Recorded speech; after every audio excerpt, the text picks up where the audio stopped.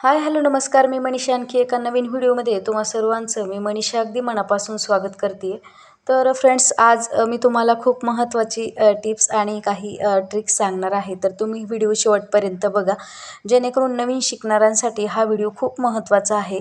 कारण काय होतं, आपल्याला सगळं काही कटिंग करता येते, परंतु मेजरमेंट केलेली कटिंग आपल्याला कपड्यावरती कशा पद्धतीने मांडणी करायची, म्हणजे कोणते पॅटर्न कुठं ठेवायचे, कमीत कमी कपड्यामध्ये आपल्याला हे आपल्याला पेपर केलेली पेपर कटिंग आपल्याला कपड्यावरती कशा पद्धतीने त्याची मांडणी करायची आहे. आणि विशेष म्हणजे आपल्याला एक व्हिडिओ म्हणजे मी महिन्याला कमीत कमी 40 ते 45,000 रुपये महिना कमवते, ते कसं, हा शेवटपर्यंत हा व्हिडिओ बघा. आणि व्हिडिओ आवडल्यास लाईक, शेअर, सबस्क्राईब करायला विसरू नका. तर मला कमेंट करायला सुद्धा विसरू नका हा व्हिडिओ तुम्हाला कसा वाटला. आणि काही ट्रिक्स सांगणार आहे तुम्हाला, कारण की आपण ज्यावेळेस ब्लाऊज स्टिचिंग करत असतो किंवा आपण काही काम करत असतो, त्याच्यासोबतच आपण दुसरा एक व्यवसाय सुरू केला तर आपण खूप साऱ्या घरी बसल्या बसल्या एक गृहिणी घरातले काम आवरून आपण काही केलं तर खूप सारं घडेल. आता सर्वात महत्त्वाचं म्हणजे आपण पेपर कटिंग करतो. पेपर कटिंग केल्यानंतर आपण त्याच व्यक्तीची पेपर कटिंग करून ठेवत असतो. तर त्या अगोदर आपण काय करायचं, जे पेपर कटिंगचे रोल झालेले असतात तर त्याला एकदम प्रेस करून मस्त छान असे प्रेस करायचे आणि नंतर मग आपल्याला ते पेपर कटिंग याच्यावरती मांडणी करायची आहे. होतं असं की ज्यावेळेस आपण पेपर कटिंग कशीही टाकून देतो किंवा एकत्र बांधून ठेवतो, त्याच्यामुळं ती व्यवस्थित म्हणजे व्यवस्थित येत नाही आणि व्यवस्थित बसतही नाही. आणि प्रेस जर केली तुम्ही प्रत्येक वेळेस तर खूप छान, आणि नाही तर मग तुम्ही असे जाडसर फुट्टे असतात साडीचे वगैरे बॉक्स, तर त्या बॉक्सचे तुम्ही असे पॅटर्न तयार करून घ्यायचे. आणि जे जे पॅटर्न तुम्हाला ज्यांचे आहे तर त्याच्यावरती ज्या साईजचं आहे तर त्या साईजचे नावं टाकायचे, जेणेकरून तुम्हाला त्याच व्यक्तीचं परत काढायची गरज पडत नाही. किंवा तुम्ही जर खूप जुने असताल तर तुम्हाला असे पॅटर्न काढून ठेवायची ही गरज नाही आहे. तर याच पद्धतीने बऱ्याचशा जणांना, माझ्या नवीन शिकणाऱ्या मैत्रिणीसाठी तर हा व्हिडिओ खूप महत्त्वाचा आहे. सगळ्यात महत्त्वाचं म्हणजे आपल्याला आपला कपडा जो आहे तर तो डबल फोल्ड करून घ्यायचा. सगळ्यात अगोदर आपल्याला बॅक ओपन असेल तर आपण तो कुठेही ठेवला तरी चालेल, परंतु फ्रंट ओपन जर असेल आणि बॅक बंद असेल तर आपल्याला सर्वात महत्त्वाचं, सगळ्यात अगोदर आपल्याला बॅक साईडचा भाग आपण टाकून घेत असतो बंद बाजूने, तर तो मी टाकून घेतला. त्याच्याच बाजूने थोडीशी आपली जागा शिल्लक असते तर तो कटोरीच्या बाजूचा पॅटर्न आपण तिथंच ठेवून घ्यायचा. त्यानंतर पाठीमागचा भाग जिथं ठेवला त्याच्याच डोक्यावरती आपण कटोरीचा पॅटर्नसुद्धा ठेवून घ्यायचा आहे. बघू शकता तुम्ही, बाही त्याच्यावरती तिथं ठेवून घेतली. बाहीलासुद्धा जॉईंट आला नाही पाहिजे, जेणेकरून काय होतं, आपल्याला जर जॉईंट द्यायची गरज पडली तर खूप परेशानी होती आणि आपल्या ब्लाऊजला वेळही लागतो. त्यासाठी ही व्हिडिओ तुम्ही अशा पद्धतीने तुमचे पेपर कटिंग जे आहे तर तुम्ही अशी ठेवू शकता. आणि इथं बघू शकता किती सारी जागा रिकामी राहिलेली आहे. म्हणजे खूप साऱ्या मोठ्या साईजचं ब्लाऊज जरी असेल तरीसुद्धा तुम्ही अशा पद्धतीने मांडणी केली तर तुमचं ब्लाऊज खूप सारा शिल्लक राहू शकतो. इथं तुम्ही बघू शकता मध्ये तुमची बेल्ट पट्टी बसती आहे आणि एवढा कपडा शिल्लक राहतो. आता याच्यामध्ये आपण पायपिंग वगैरे करायची आणि पायपिंग झाल्यानंतर आपण बटनपट्ट्या वगैरे, गळ्याच्या पट्ट्या, बॅक साईडचा जो गळा असतो तर त्याच्यामध्येच आपल्या बटनपट्ट्या निघतात, त्याच्यामुळे बटनपट्टी वेगळी काढायची गरज पडत नाही. ज्यावेळेस तुमचं ब्लाऊज बिना अस्तरचं असेल तर त्यावेळेस आपल्याला खूप सारे मापं जास्तीचे काढावं लागत असते. आणि ज्यावेळेस जर तुमचं माप ब्लाऊज अस्तरचं असेल तर तुमचे बरेच काही मापं कमी काढावं लागत असतात. तर यासाठी इथं बघू शकता तुम्ही, तर हे जे ब्लाऊज मी कटिंग करत आहे तर ते ब्लाऊज आहे अस्तरचं आणि मी अस्तरवरती मांडणी करून घेतलेली आहे.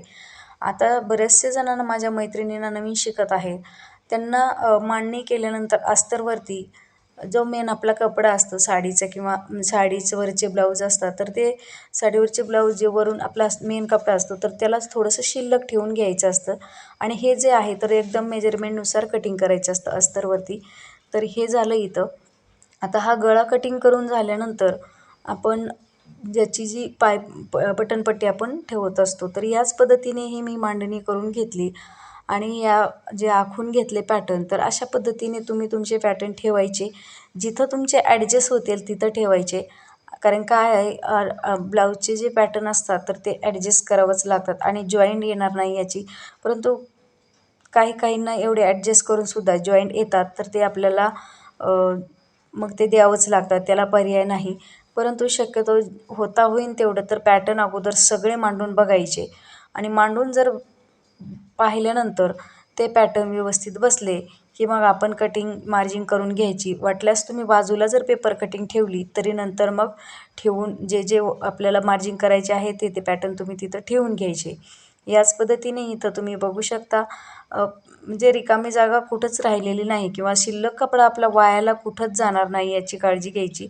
आता हवेने माझी पेपर कटिंग इकडे तिकडे झालेली आहे, इथं तुम्ही बघू शकता. आता इथं झालेलं आहे आपले पेपर कटिंग आणि पेपर कटिंग झाल्यानंतर मग आपण कटिंग मेन कपड्यावरती करून याचं ब्लाऊज शिलाई करायचं आहे. तर हा व्हिडिओ फक्त मी कटिंगचा मार्जिंगचा आहे आणि काही टिप आणि ट्रिक सांगणार आहे तुम्हाला या व्हिडिओमध्ये, जेणेकरून तुम्ही घरी बसल्या बसल्या आपल्या मशीन कामासोबत खूप सारी कमाईसुद्धा करू शकता आणि मीही करते आहे. त्याच्यामुळे मला व्हिडिओ टाकायलासुद्धा वेळ भेटत नाही. जे मी करते ते तुम्हाला सांगते.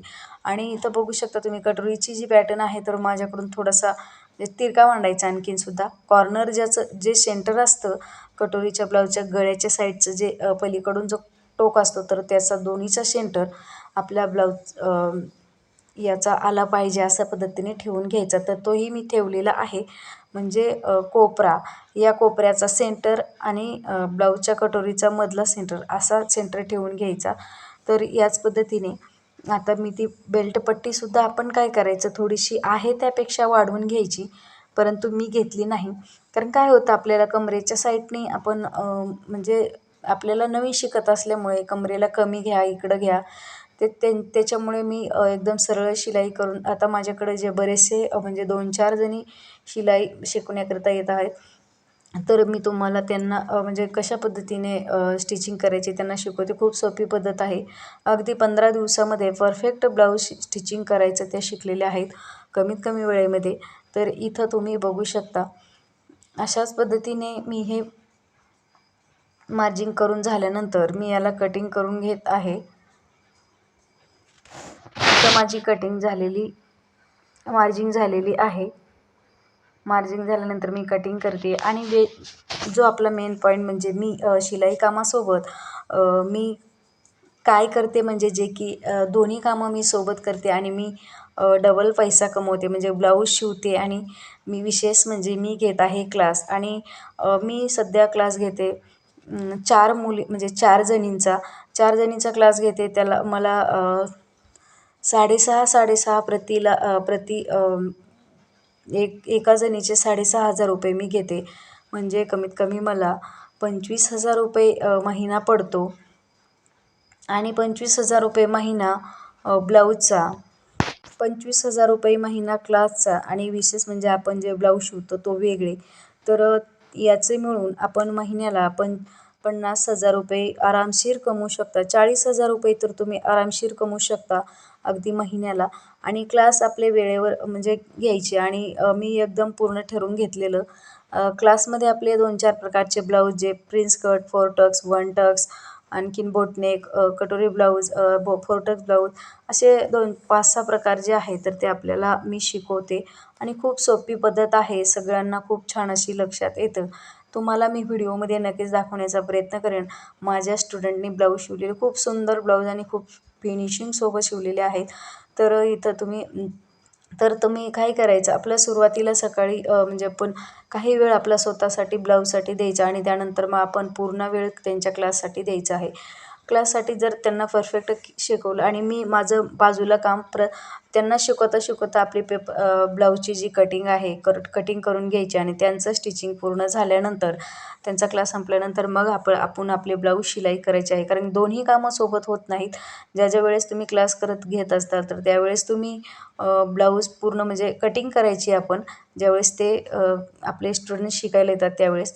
तर याच पद्धतीने मी हे तसंच करते आणि आत्ता सध्या माझ्याकडे 4 आहेत शिकण्याकरिता आणि खूप छान असे ब्लाऊज शिवतातही. आता त्यांना 2 म्हणजे आज बरोबर 1 महिना झालेला आहे दोघींना आणि दोघींना 15 दिवस झालेले आहेत.